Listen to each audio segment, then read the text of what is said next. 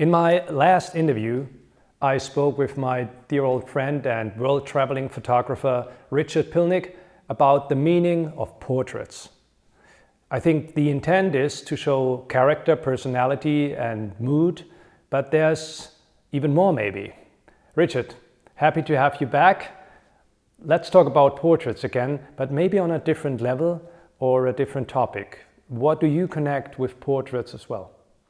Thank you, Eric. It's great to be back here. It's, to me, the portraits is that connection. It's how we interact. You know, wherever we go, it's the people that make wherever we go.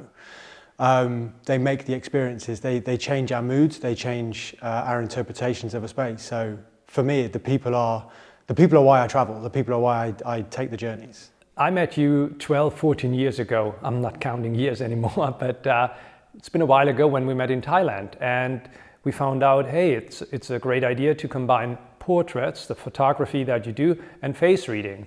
And I told you, well, every face is a little bit like a book. We could even say in every face a poem is written. You were very interested those days, but you brought it to a deeper level because you said to me, it's not just a written book, you can almost read a soul when you read a face or when you do a photography. Yeah, and I guess that's why the idea intrigued me so much when I first met you and understood that you were a face reader. Obviously, initially I was like, what is that? But I think that for me as a photographer, as a portrait photographer, to travel and to interact with people, and then suddenly to have these faces in front of me and then hear what you had to say, it kind of gave me a deeper understanding of the person I'd met, maybe even the reason why I met that person.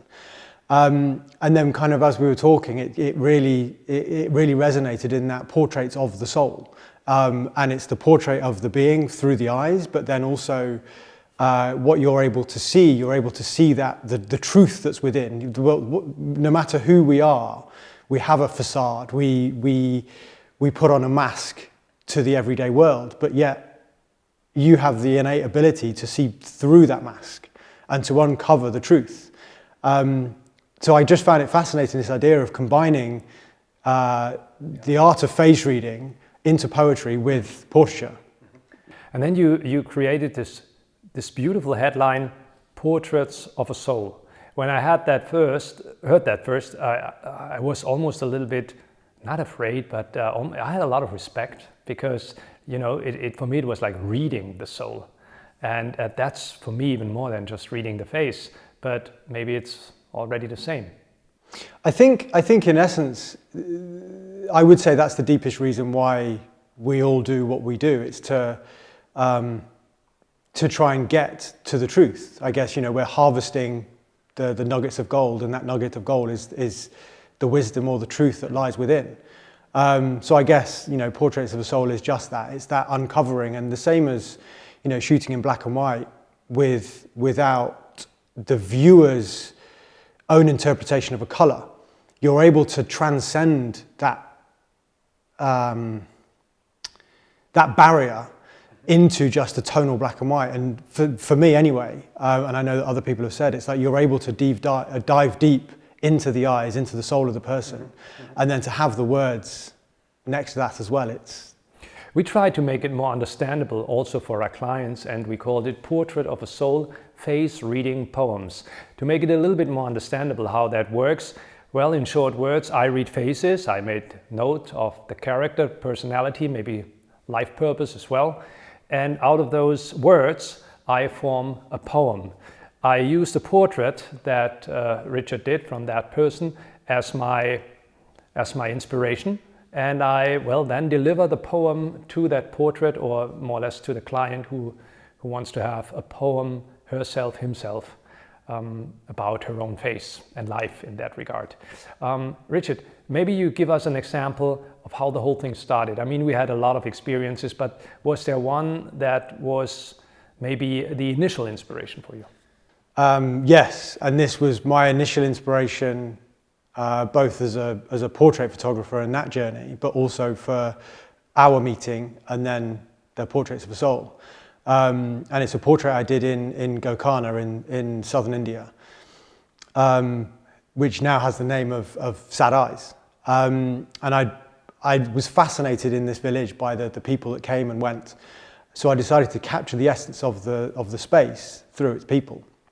So I built a studio on the beach and then spent the whole day photographing. And there was one man, he came along and he waited. He was a local man, and it's a local village where everyone knows everybody. And he presented himself. I took 2 frames and I watched him walk away. And I just remember this sense of importance in that image, not knowing anything more about him and just watching him wander off into the distance. And it was that portrait that, when I got back to London and I had everything developed, and I was sat in the lab, and then I looked at this picture, spoke to my printer, and had 1 print done. And it changed the course of my life. And then that was the portrait that I showed you because it was so powerful to me, and then the words that you wrote about him. But since that moment, I've been back to the village 7 or 8 times, and every time I do a portrait project, and every time I take prints from the previous session. It's a local village where everybody knows everybody. No one knows who he is. No one's ever seen him. So I always ask myself, did he exist? But yet I have proof that he existed. So to me, because of how poignant that has been in my life's journey, he's my guardian angel. And he presented himself to me to show me my path. And then that, through showing me the path, led me to you. And then led to Portraits of a Soul.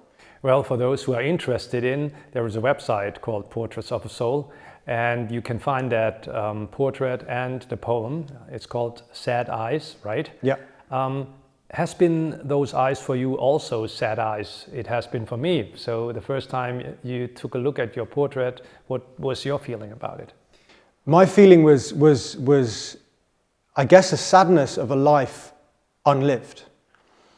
And I guess that's why I felt so much power, because I've had this sense from other portraits that I've taken. It's almost, there is a clear message to myself as to why I took this picture, why I was introduced to that person. And so it was almost to witness the sad eyes, to see that, well, you have a choice. Or I have a choice now. Do I wish to follow an intuitive path, or do I want to follow a path with which a society or other people around me think I should? And I think that the only truth that we can live is our own truth. And if we don't live our truth, the result could be sad eyes. The concept of Portraits of a Soul face-reading poems have been shown in galleries as well. What was the reaction of the people visiting the gallery and taking a look on pictures and poems? Everybody has been fascinated, completely fascinated by the idea, because I think that, especially face reading, it's not on most people's periphery.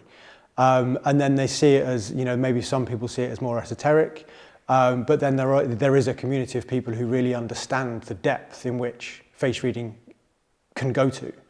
And I think that everybody has this innate ability to see through that facade. Yeah. And I think, you've said it before, we're all face readers. Yeah.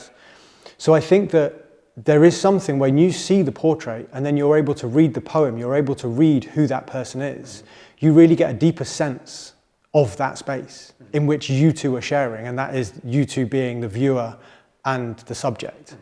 And it's quite potent in how, when you hold that space yourself and you get that deeper understanding of them, and for me, maybe also myself as well. What I find very interesting, and I don't take it too personal, but it's interesting, that I don't get that much feedback from the people I've written the poem to, but you get a lot of feedback for this Portraits of a Soul project from the people we've been taking a picture of and the poem written. So could it be that the one who does the photography is maybe even more connected to this person? I guess in a sense, intuitively, yes, because if you're present for the reading, then maybe that is slightly different. But if it's being read from the portrait, I have had the intimate relationship with the subject. Yeah. So it's through the photographer who is sharing that initial space. So I guess ultimately, yes, because I've shared that space, there is more of a connection to me as the photographer than there is to you who has just read the portrait. Thank you. You lightened my heart a little bit now. And also, you had clients who said, wow, the portrait is great, but come on, the poem, or vice versa? Or is that usually like same level? No, it's normally the same level. There's been the odd occasion when somebody has said they didn't like the portrait. I said to you the other day when we met, there was one client but it was more about seeing something in herself that she didn't like as opposed to the portrait. But I think intuitively anybody who really sits with their portrait and sits with their poem knows intuitively that it's them. But I think what is more potent is looking at it as a positive. And we have clients who put the portrait and the poem somewhere really prominent where they see it every day. One has it in a frame next to the bowl where they put their keys. So every time they leave the house, every time they return back, they're brought back to themselves. It's a very private thing. A musician once told me, it's like it's your own song. And so for a lot of relatives to musicians, it must be like, hey, he wrote this song for me, and now millions are listening to it. But if you have a poem about yourself, this is a very private thing. So you were very open-minded by publishing even your own poem to the public. You can find portrait and poem in the book, in the Standop book that you released, that you produced. I mean, why did you do that? I mean, this is a very outgoing thing, and a photographer is usually hiding behind the camera. That's what my understanding is from a photographer. Well, I guess, since shaving my beard, I didn't want to hide anymore. So no, I feel comfortable with where I am and the path that I'm treading right now. So if that's who I am, that's who I am. I'm not going to hide. I'm not going to shy away from that truth anymore. If everyone has a soul, some might disagree, but most would agree. But if everyone has a soul, and that could be seen in a face, what would be your inspiration to those people to do a project like this, to get a picture taken and to be read and maybe putting it in romantic or maybe melancholic or in any kind of words that it depends on the face, of course. Yeah. I mean, for me, and kind of reading my own poem and the readings that I've had with you before, for me, it's understanding that journey that we're on and where we want to go. So there's so many different facets to the life that we're leading right now.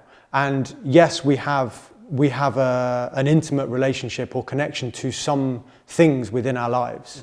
And then there is also an aversion to other things. And I think that by having a poem, having your own poem, you're able to read this journey within your life, within your face. So it can help with that decision-making process when you are at a fork in the road, or when you're just contemplating or meditating. I think that it can be a very, very useful waymarker in helping guide that journey. So we come to an end, and maybe you can help those people who get curious now. Is there a page or a website where we can read a little bit more, where we can see pictures, read poems, and how to get in contact with you if I want to have a portrait and a poem? So we have two sites. The first site is portraitsofasoul.com, which then had that. This is purely for the Portraits of a Soul program, which has the portraits, the poems, information about me and you, how we met, etc. And then also my photographic site, which is richardpilnick.com, which is where you can see more of my other portraiture. Everyone has a portrait of a soul. Everyone is carrying this portrait with them. And this is visible. For a lot of people, by subconscious, they do not really know what they feel and see. But if you take your time, and get to know and understand the other half better, then you see things that you might not see if you're not taking your time, of course. So to read someone's soul, it's not that hard, but you have to stay focused and compassionate. And then it's maybe quite easy. Hope to see you again in the next interview. Thank you for being with us.